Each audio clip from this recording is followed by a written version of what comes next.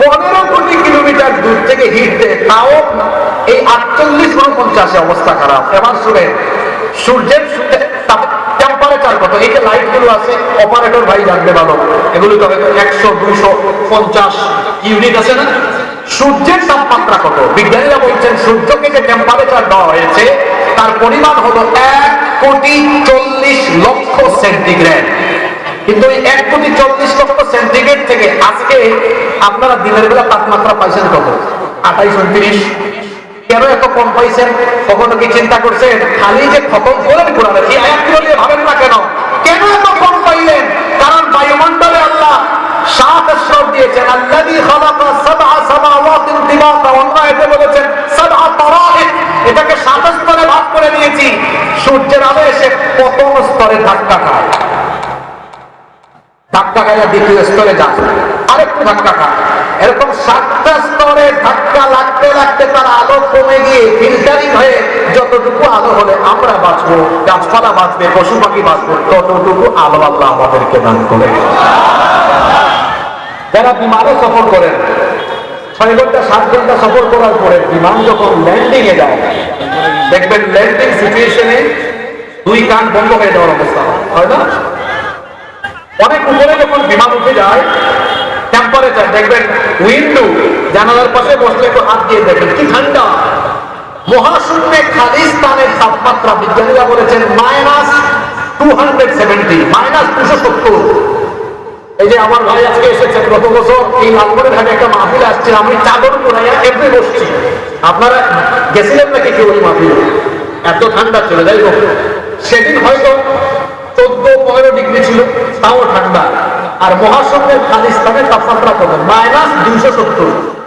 আমি 5-6 বছর আগে ভারতের হিমাচল প্রদেশের সিমলা মানালি, আপনারা এই গুগলে সার্চ করবেন, সিমলা মানালি অনেক সুন্দর জায়গা। তো অক্টোবরে গিয়েছিলাম, -4 ছিল, -4+ না, -4। আর বিজ্ঞানীরা বলছেন মহাশূন্যে খালি স্থানের তাপমাত্রা হলো -270। খুব গরম, তাই না? কথা বুঝতে আপনারা? খুব গরম নাকি? প্রচন্ড ঠান্ডা, হিমবাহ। ওইটা কি নেমে আসতে পারে? কথা বলেন না কেন? এটা দুনিয়ায় আসে? কেন আসে না? ওই যে 7 স্তরে ধাক্কা খায়, আসতে পারে না। আল্লাহ বলেছেন সুবহানাল্লাহ, তোমাদের মাথার উপরে আসমানকে প্রোটেকশন বানিয়েছি, তোমাদের জন্য সুরক্ষিত ছাদ বানিয়েছি। বেশি গরমও আসে না, বেশি ঠান্ডাও আসে না। আবার মহাশূন্যের ক্ষতিকর উল্কা আছে, একটা উল্কা এই মুহূর্তে পড়লে দুনিয়া জ্বলে পুড়ে ছাই হয়ে যাবে। একটা উল্কাও আসতে পারে না। আল্লাহ 7 স্তর দিয়ে বাধা দিয়ে রেখেছেন। এভাবে আল্লাহ আসমানকে সুরক্ষিত ছাদ বানিয়ে পৃথিবীকে বসবাসের উপযোগী করে দিয়েছে। সুবহানাল্লাহ। এটা বিজ্ঞান গবেষণা করে এই তথ্যগুলো দিয়েছে গত শতাব্দীতে। আর কোরআনে আল্লাহ এই তথ্য দিয়েছেন 1500 বছর আগে। আপনার বিজ্ঞান পুরাতন না কোরআন পুরাতন? কোরআন নাকি পুরাতন? মানে তথ্যগত দিক থেকে কোরআন পুরাতন, ঠিক আছে, কিন্তু আগে কি কোরআন না বিজ্ঞান? বিজ্ঞান কি কোরআনের উপর নির্ভরশীল না কোরআন বিজ্ঞানের উপরে? বিজ্ঞান কোরআনের উপর নির্ভরশীল। আল্লাহ এই যে আমরা এই সূরা আজকে এমনি শুরু করে নাই, ওয়াল কুরআনিল হাকীম, এটা বিজ্ঞানময় কোরআন। এই বিজ্ঞানময় কোরআনের কসম করেছেন কে? আকাশে তো ছিলেন, এবার একটু জমিনে নামেন। এই যে বসে আছেন, এটা তো এরকম নড়াচড়া করতো। একটা তথ্য সবাই জানে, স্কুলে পড়ছে, পৃথিবী গতিশীল। আচ্ছা, ঘুরলে কি হয়? মনে করেন যদি এটা এখন ঘুরে, দেখতেছেন, এরকম যদি পৃথিবী ঘুরতেই থাকে অনবরত, আমরাও তো ঘুরে যাব। যদি এটা নড়াচড়া আরম্ভ হয়, এটা যেন অতিরিক্ত নড়াচড়া না করে। আল্লাহ বলছেন ওয়াআলকা ফিল আরদ রাওয়াসিয়া আন তামিলা বিকুম। সূরা নাজিয়াতে আল্লাহ বলেছেন আলাম নাজআলিল আরদা বিহাদা ওয়াল জিবালা আওতাদা। আমি কি জমিনের উপরে পাহাড়কে পেরেকের মতো ঘিরে দিয়ে জমিনকে তোমাদের বসবাসের উপযোগী বানাইনি? সুবহানাল্লাহ পড়বেন না? এই চেয়ার একটা সময় গাছের কয়েকটা কাঠ ছিল, কাঠের টুকরা। আচ্ছা বলেন তো, আপনাদের এলাকায় নদীতে নৌকা চলে না?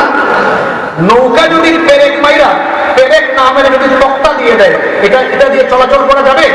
যাবে না। যখন পেরেক ঢুকায় দেওয়া হয়, এই চেয়ার এখন বসার উপযোগী হয়ে গেল। এই যে পেরেক আমার বাম পাশে, এই পেরেক আল্লাহ বলেছেন পাহাড়কে পেরেকের মতো ঢুকাই দিয়েছেন। এখন বলেন তো পেরেকের কোন অংশ বেশি, নিচের দিকে না উপরের অংশে? নিচের দিকে পেরেকের বেশি অংশ ঢুকে দিয়েছে।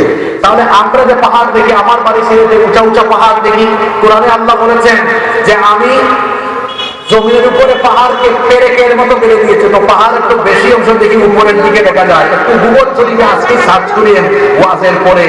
এই যে মাউন্ট এভারেস্টের চূড়া হলো জমিন থেকে 9 কিলোমিটার উঁচু, আর বিজ্ঞানীরা গবেষণা করে দেখেছেন, ভূতত্ত্ববিদরা গবেষণা করে দেখেছেন, এর গভীরতা শেকড় হলো 125 কিলোমিটার পর্যন্ত বিস্তৃত। তাহলে পাহাড় পর্বতকে যে আল্লাহ পেরেকের সাথে তুলনা করেছেন, যৌক্তিক না অযৌক্তিক? যৌক্তিক না অযৌক্তিক? আসেন এবার, এখন তো ডিজিটাল যুগ, অফিসে গিয়ে কেউ হাজিরা দেয় না, কি দেয়? ফিঙ্গারপ্রিন্ট। আপনার সাথে আমারটার কোনো মিল নাই। আপনার সাথে কেমনে মিলবে? আমার একটার সাথে তো আরেকটা মিল নাই। যখন সিম রেজিস্ট্রেশন করেন দেখবেন আঙ্গুলের ছাপ, পাসপোর্ট করতে গেলে আঙ্গুলের ছাপ, সাব রেজিস্ট্রি অফিসে গেলে দলিলেও আঙ্গুলের ছাপ, ভোট দিতে গেলেও আঙ্গুলের ছাপ, বিদেশে গেলে ইমিগ্রেশনেও আঙ্গুলের ছাপ। কেন? আমারটার সাথে আপনারটার কোনো মিল। এখন 2025 সাল, 1800 সালের আগ পর্যন্ত ফিঙ্গারপ্রিন্টের কথা মানুষ জানতই না। সর্বপ্রথম ব্রিটিশ বিজ্ঞানী উইলিয়াম হার্শাল মানব দেহের উপরে গবেষণা চালিয়ে ইংল্যান্ডে সর্বপ্রথম এই ফিঙ্গারপ্রিন্ট শুরু হয়, পরে সারা পৃথিবীতে ছড়িয়ে যায়। কিন্তু যে এই কোরআনকে শুধু খতমেরা রমজান মাসে তারাবির কিতাব বানিয়েছেন, এই কোরআন তো আপনি দেখলেন না, পড়লেন না, বুঝলেন না। খুলেন তো একটু কোরআন। কোরআনে কারিমের 75 নম্বর সূরা সূরাতুল কিয়ামাহ 3 এবং 4 নম্বর আয়াতে আল্লাহ তাআলা বলছেন, আয়াহসাবু আল্লান নাজমা'a 'idama বালা কাদিরিনা আলা আন নুসাউইয়া বানানা। যারা বলে মানুষ মারা যাওয়ার পরে তাকে আবার তার লাশ পচে গেলে গলে গেলে কেমনে আবার জোড়া লাগিয়ে জীবিত করা হবে? আল্লাহ বলছেন, বান্দারে তোমার পচে যাওয়া গলে যাওয়া হাড্ডি গুড্ডি মাংসকে শুধু আমি জোড়া লাগাবো না, বরং তোমাদের প্রত্যেকের হাতের আঙ্গুলের যে মাথা আঙ্গুলের ছাপ আছে ওইটা পর্যন্ত আমি আবার একত্রিত করে দিব। এই তত্ত্ব আল্লাহ কোরআনে বলেছেন কত বছর আগে? ঘুমায় গেছেন, ভালোই হয়েছে, 1500 বছর আগে। কত বছর আগে? আর বিজ্ঞান বলেছে 1800 সালে, অর্থাৎ এখন থেকে মাত্র 225 বছর আগের কথা। বলেন তো দেখি, তাহলে কোরআন আগে না বিজ্ঞান আগে? মাদ্রাসার হুজুরদেরকে বলবো মাহফিলে আগের বছর এগুলো শোনাবেন, তাইলে মানুষ বাচ্চাদেরকে মাদ্রাসায় দিবে, স্কুলে দিবে না। আমার দেশে স্কুল কলেজে অপূর্ণতা আছে। কিভাবে অপূর্ণতা? স্কুলের ছাত্ররা ইংরেজি পারে, সব পারে, ওযু করতে পারে না, কোরআন পড়তে পারে না, নামাজটাও পড়তে পারে না। এটা হলো স্কুলের অপূর্ণতা। মাদ্রাসায় অপূর্ণতা আছে।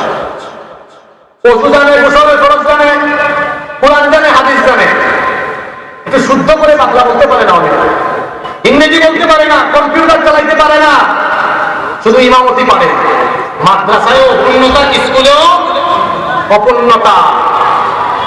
আপনারা উদ্যোগ নেন, এলাকায় এলাকায় এমন মাদ্রাসা গড়ে তুলবেন, এই মাদ্রাসায় আমাদের ছেলেরা যেমনি ভাবে কোরআন হাদিসের চর্চা করবে, ঠিক তেমনি ভাবে আধুনিক শিক্ষা গ্রহণ করে এরা গোটা বিশ্বকে নেতৃত্ব দেওয়ার মতো যোগ্যতা অর্জন করবে।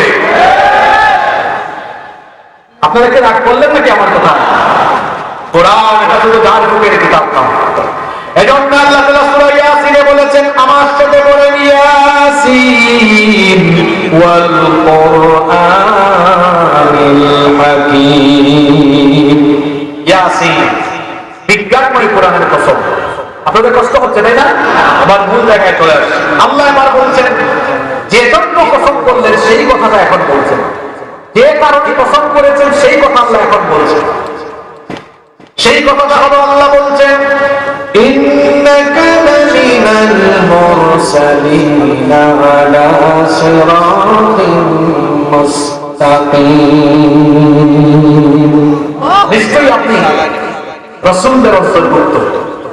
আপনি বলে কাকে বোঝানো হচ্ছে? মুহাম্মদুর রাসূলুল্লাহ সাল্লাল্লাহু আলাইহি ওয়াসাল্লাম। দেখেন, এই কথাটা বলার জন্য এটা 3 নম্বর আয়াত। এই কথাটা বলার জন্য আগের দুই আয়াতে প্রথমে ইয়াসিন হযরত মুকাত্তাআত, পরের আয়াতে কোরআনের কসম, কসমটা শুরু করেছেন এই কথাটা বলার জন্য। কোন কথাটা? আপনি রাসূলের একজন। আল্লাহ কসম করলেন কোরআনের, এরপরে বললেন আপনি রাসূলদের একজন। কেন তাহলে কোরআনের কসম করলেন? কারণ কাফিররা আল্লাহর নবীকে বলেছে যে তুমি তো আসলে রাসূল না। আউযুবিল্লাহ পড়তে মন চায় না? তারা বলতো 40 বছর তুমি আমাদের চোখের সামনে বড় হয়েছো, তোমার শিশুকাল, কৈশোরকাল, যৌবনকাল আমাদের চোখের সামনে গিয়েছে, হঠাৎ করে তুমি আবার নবী হয়ে যাও কেমনে? তোমাকে আমরা নবী হিসাবে মানি না, রাসূল হিসাবে মানি না।